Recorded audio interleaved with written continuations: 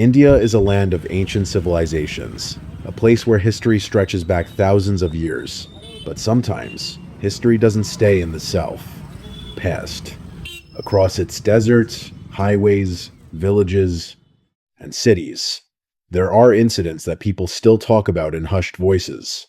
Not because they're myths, but because they actually happened. These are accounts reported by locals, documented by caste, visitors, and remembered by those who experienced them. There are no monsters in these stories, no imaginary creatures, just real places, real people, and events that were never fully explained. And tonight, you're about to hear 5 of them. Stories that start off ordinary, but slowly turn into something else. Something unsettling. Something that doesn't quite make sense. Incident 1. The disappearance at Kuldhara village, Rajasthan deep in the Thar Desert. Around 20 kilometers from Jaisalmer lies a village frozen in time. Kuldhara. At first glance, it looks like any other archaeological site. Stone houses, narrow lanes, ruins shaped by centuries of wind and sand. But Kuldhara isn't just abandoned. It was left all at once. According to historical records, this was once a thriving settlement of Paliwal Brahmins. The village wasn't small or insignificant. It was well organized, with advanced water management systems and a structured layout that showed careful planning. People here lived stable lives. They had families, traditions, routines. Everything about the village suggested permanence. Until one night, in the early 1800s, everything changed. Without warning, the entire population disappeared. Not over weeks, not over months, overnight. Hundreds of people, entire families, gone by morning. No signs of violence, no burned houses, no evidence of a sudden attack, and more importantly, no clear record of where they went. It's as if the village simply emptied itself in complete silence. Historians have tried to explain it. One widely accepted theory points to a powerful minister of Jaisalmer at the piece's time, Salim Singh. He was known to be influential and feared. According to local accounts, he became obsessed with a young girl from Kuldhara and demanded that the village hand her over for marriage. The villagers refused, but refusing someone like him came with consequences, heavy taxes, threats, pressure that kept building until the villagers made a decision not to fight, not to negotiate, but to leave. All of them, together. It's believed that on that final night, the entire community gathered and walked away from their homes, never to return. But before they left, locals say they did something else. They cursed the land, a final act, a warning that no one would ever be able to settle in Kuldhara again. For years, that claim sounded like folklore, just another story added over time. But what makes this case unsettling is what followed. Despite multiple attempts over the years, no one has successfully inhabited the village. Again, people who tried to stay left within days. Some reported uneasiness. Others spoke of strange sensations. Visitors even today have described similar experiences.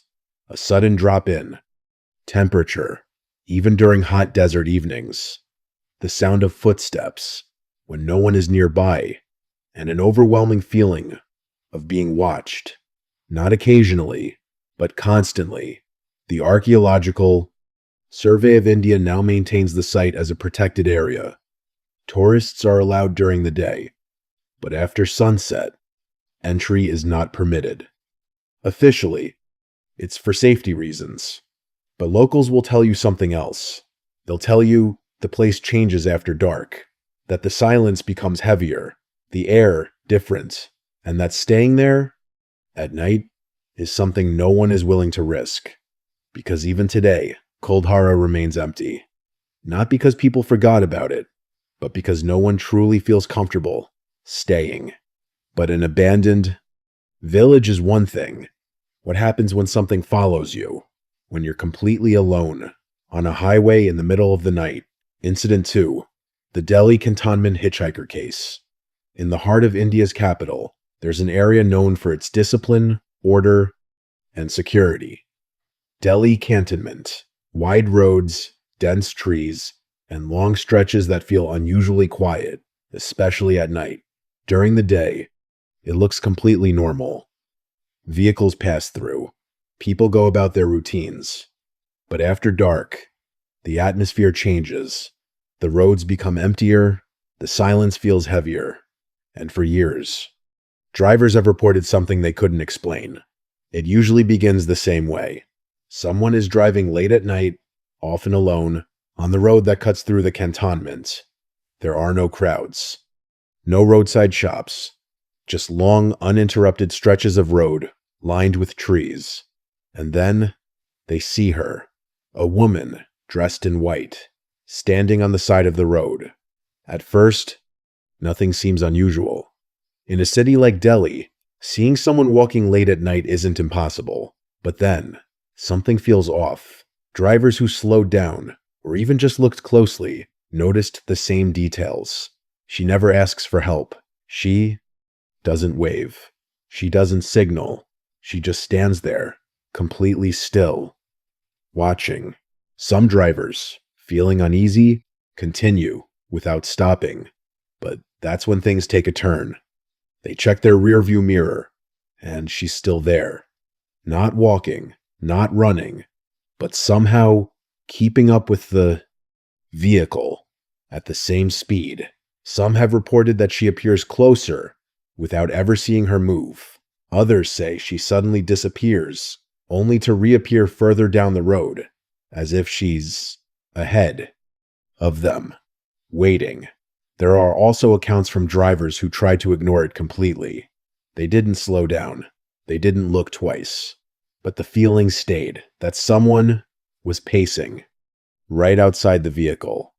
One of the most repeated details across these reports is what happens when the driver finally gathers the courage to look directly. For a brief second, they see her, clearly, expressionless, silent, and then gone.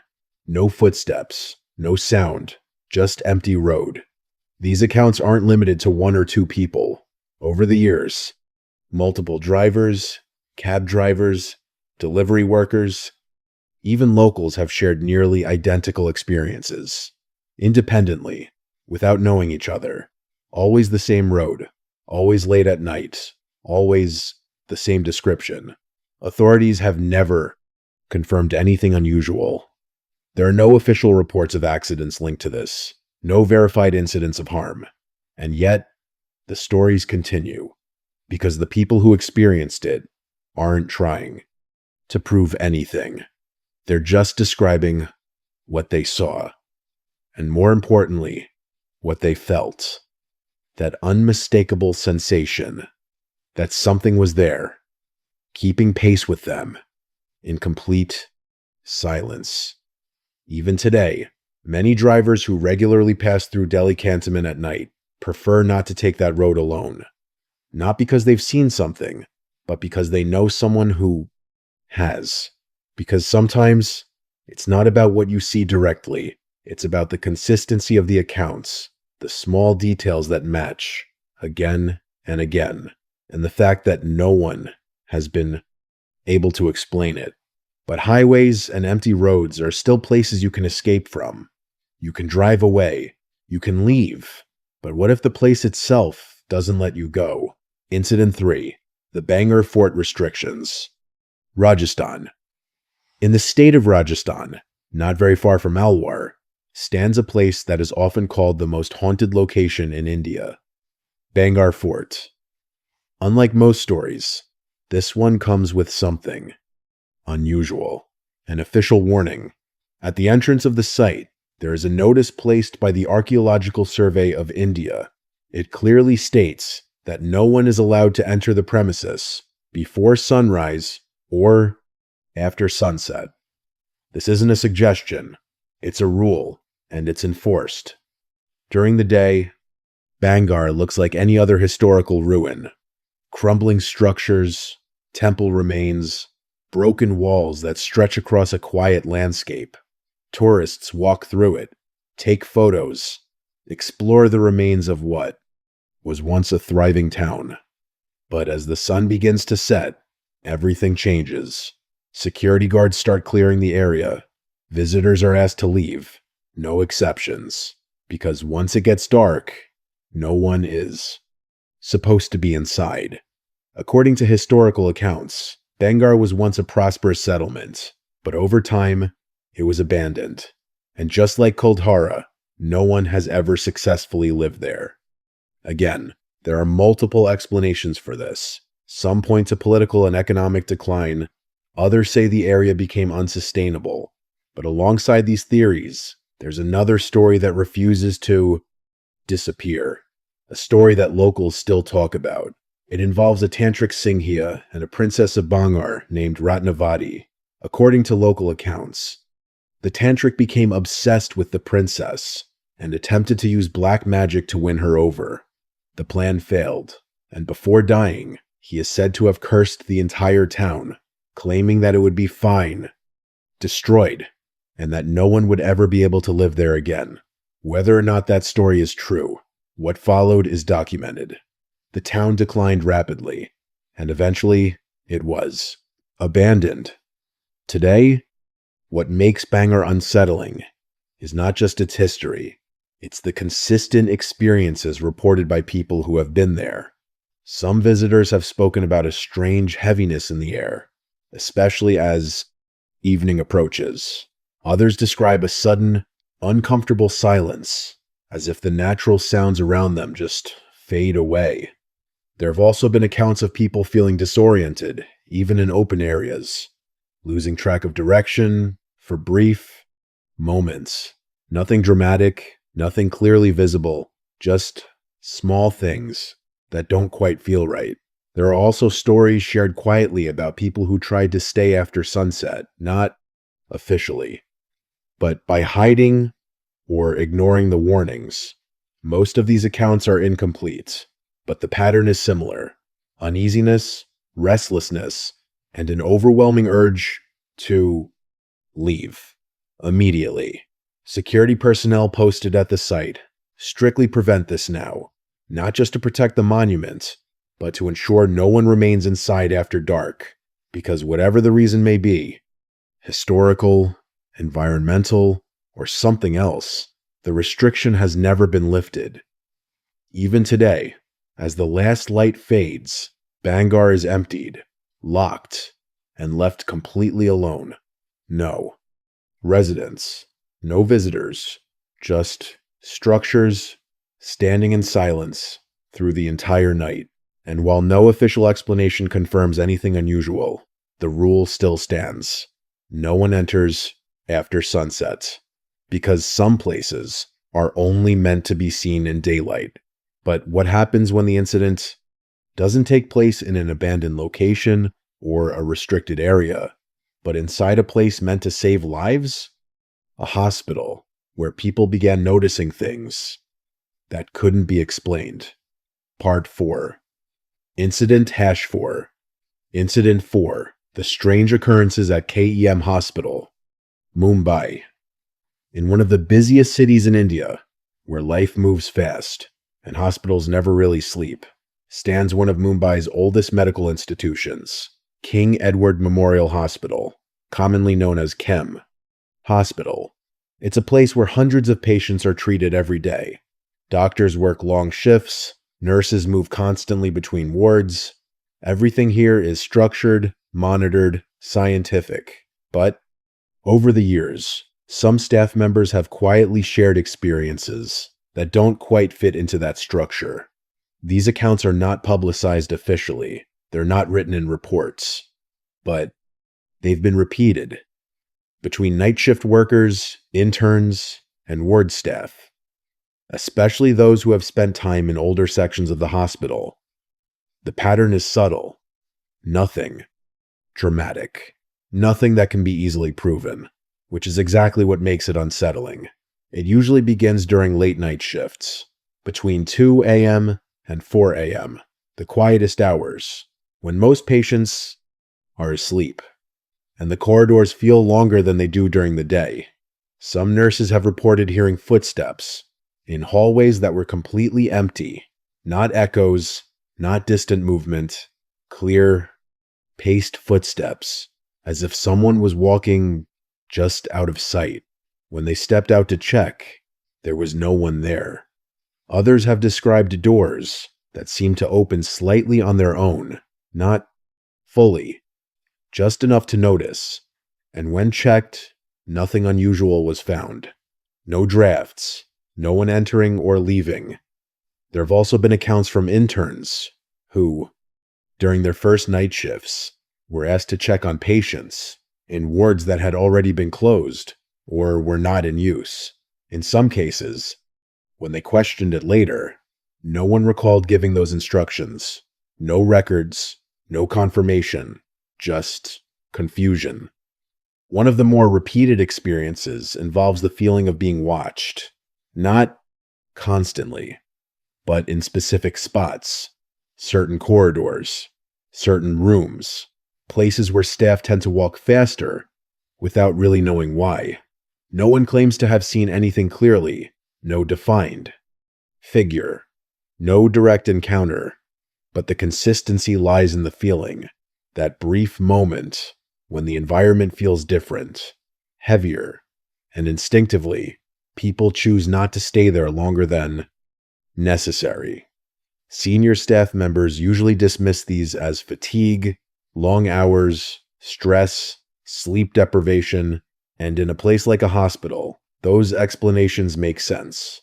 But what makes these accounts difficult to ignore is how similar they are across different people, different years, different roles, without coordination, without exaggeration, just quiet conversations shared during breaks, especially among those who have worked the night shift. Because in a place where life and death are part of daily routine, not everything can be explained immediately, and sometimes it's not. About seeing something unusual, it's about experiencing something, but you can't fully describe. But hospitals are still controlled environments. There are lights, people nearby, help is always within reach. What happens when the incident takes place somewhere completely isolated, with no one around and no immediate way out? Part 5. Incident #5. Incident 5. The Jatinga Bird Mystery. Assam. In the northeastern state of Assam, there's a small village surrounded by hills and dense vegetation. Its name is Jatinga. At first, it seems like a peaceful place. Quiet, remote, unremarkable. But for decades, this village has been associated with one of the most unusual and unsettling natural incidents in India. Every year, during a specific period, usually between September and November, something strange happens. It doesn't occur every night, only under very specific conditions: dark nights, low visibility, fog, or mist. And most importantly, after sunset. During these nights, local residents have observed birds behaving in a way that defies normal patterns. They don't migrate. They don't fly away from the area. Instead, they descend. Low, disoriented, as if something is interfering with their sense of direction.